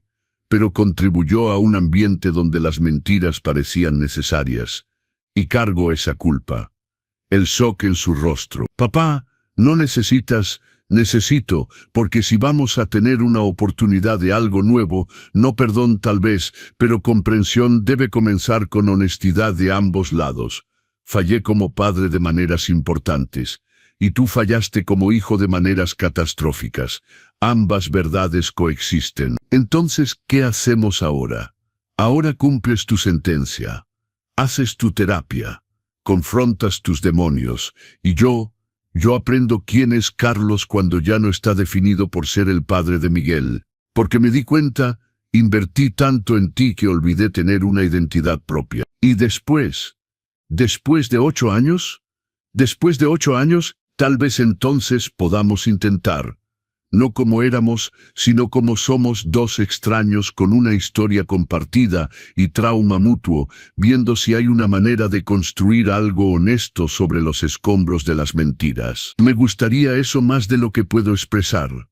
El tiempo de visita terminó, pero esta vez cuando me levanté para partir, Miguel dijo, «Papá, te amo, y aunque nunca lo creas totalmente, es verdad, yo también te amo», respondí. Y odio que tenga que calificarlo con a pesar de todo. Pero es verdad. Hoy, 3 meses después de la segunda visita, estoy sentado en la terraza de Doña Rosa. Hemos desarrollado un ritual, café del sábado por la mañana, donde procesamos la sanación colectiva de padres traicionados. «¿Cómo va Miguel?», preguntó ella, sabiendo que había visitado de nuevo. Cambiando lentamente, tal vez auténticamente. O tal vez actuando el arrepentimiento porque es lo que el sistema requiere. Honestamente, ya no puedo distinguir. ¿Y usted, cómo está? Sobreviviendo. Algunos días mejor que otros. Comencé mi propia terapia. Debí haberla comenzado hace décadas. Y estoy haciendo voluntariado en un centro de crisis para víctimas de crímenes familiares, canalizando el dolor en algo útil. ¿Y Lucía? ¿Los niños? Lucía me bloqueó completamente. Los niños no saben que existo. Soy abuelo de 2 nietos que nunca conoceré. Esa pérdida es diferente de perder a Miguel, más silenciosa pero no menos profunda. Doña Rosa asintió con comprensión. Gabriela me escribe cada semana. Cartas largas, densas, oscilando entre arrepentimiento e ira. Dice que la adicción la hizo hacerlo, que Miguel la manipuló, que nunca entendí sus presiones. Tal vez todo es verdad, o nada. Ya no lo sé. Va a visitar eventualmente, tal vez. Pero no estoy lista, diferente de usted con Miguel. No veo un camino hacia reconciliación, solo reconocimiento de la realidad horrible. Nos sentamos en silencio, bebiendo café, observando el jardín que Doña Rosa había cultivado meticulosamente. Metáfora no tan sutil de reconstrucción lenta de vida después de destrucción. Carlos, pregunta filosófica, ¿valió la pena exponer la verdad, destruir las familias, procesar a nuestros hijos? Consideré cuidadosamente, sí y no. Sí, porque el silencio habría sido complicidad. No, porque el dolor es aplastante. Pero si tuviera que elegir de nuevo, elegiría la verdad siempre, incluso conociendo el costo. Especialmente conociendo el costo, porque la alternativa, vivir la mentira, proteger a criminales, traicionar mi propia integridad, me habría matado lentamente. De esta manera al menos mantengo mi alma. El sol comenzaba a ponerse, pintando el cielo de rosa y dorado. Y en ese momento, sentado junto a una mujer que se había convertido en amiga a través de tragedia compartida, sentí algo que no había sentido en meses. No felicidad, pero aceptación. Aceptación de que Miguel era mi hijo y un criminal, ambos verdaderos. Que yo era un padre imperfecto, que había hecho su mejor esfuerzo y aún así había fallado de maneras importantes. Que la familia era tanto construcción como realidad, tanto actuación como verdad. Y que sobrevivir. Simplemente despertarse cada mañana y elegir continuar. Era una victoria suficiente por el momento. A los 65 años había aprendido una lección brutal. El amor no conquista todo. La verdad no sana todo. El perdón no restaura todo. Pero la honestidad, por dolorosa que sea, vale más que las mentiras cómodas. Y tal vez, solo tal vez, eso era suficiente para construir algo nuevo sobre las cenizas de lo que había sido destruido. No la familia como era, sino la familia reimaginada, rehecha real finalmente. Y entonces, queridos amigos, ¿qué pensaron del viaje de Carlos? De descubrir devastadoramente que su hijo era un criminal, de la confrontación dolorosa con sus responsabilidades paternas, de las decisiones imposibles entre lealtad familiar y verdad moral. Si esta historia tocó su corazón, suscríbanse a nuestro canal y dejen su like. Esto me ayuda enormemente a continuar trayéndoles historias que exploran la complejidad de las relaciones humanas con honestidad brutal, sin finales artificialmente felices, pero con esperanza auténtica de reconstrucción. Díganme en los comentarios de qué ciudad de México nos están viendo. ¿Podrían testificar contra su propio hijo en una situación similar? ¿Creen que la presión paterna puede contribuir a la criminalidad o la responsabilidad es siempre individual? ¿Hasta qué punto el amor familiar debería ceder a la integridad moral? Sus respuestas me ayudan a entender qué resuena más y a crear historias cada vez más profundas. Compartan este video con alguien que aprecie narraciones honestas sobre familia, traición, culpa paterna y el coraje de elegir la verdad sobre la conveniencia. Juntos creamos una comunidad que no tiene miedo de confrontar las verdades difíciles. Gracias por haber caminado conmigo a través de esta historia de Carlos, una historia sobre descubrir que el hijo que amamos puede ser un extraño que no conocemos y aún así encontrar una manera de sobrevivir a esa revelación. Con gratitud y respeto.